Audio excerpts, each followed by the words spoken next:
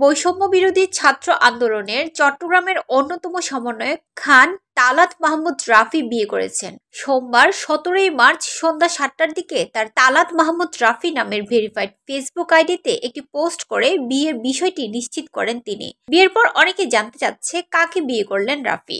রাফির ওই পোস্টের পরেই তিনি বরগুনায় বিয়ে করেছেন উল্লেখ করে নানা শ্রেণীর পেশার মানুষ সামাজিক যোগাযোগ মাধ্যমে ফেসবুক পোস্ট করতে শুরু করেন। খোঁজ নিয়ে জানা যায় কনের নাম জান্নাতুল ফেরদৌস। তিনি বরগুনা সদর উপজেলা মোহাম্মদ জাকির হোসেনের মেয়ে। তার মা পূর্ব চরকগাছিয়া সরকারি প্রাথমিক বিদ্যালয়ের প্রধান শিক্ষক এবং বাবাও একই বিদ্যালয়ের সহকারী প্রধান শিক্ষক। জান্নাতুল ফেরদৌস এবং রাফির বোন বিশ্ববিদ্যালয়ে ভর্তির জন্য ঢাকায় একটি কোচিংয়ে একত্রে পড়াশোনা করতেন। সেখান থেকে পরিচয় সূত্রে উভয় পরিবারের সম্মতিতে রাফি এবং জান্নাতুল ফেরদৌসের বিয়ে সম্পন্ন হয়েছে। জান্নাতুল ফেরদৌসের বাবা জাকির হোসেন বলেন, আমার মেয়ের সঙ্গে রাফির বিয়ে সম্পন্ন হয়েছে। গত মাসের 8 তারিখ রাফির বাবার সঙ্গে বসে বিয়ের তারিখ ঠিক করা হয়েছে।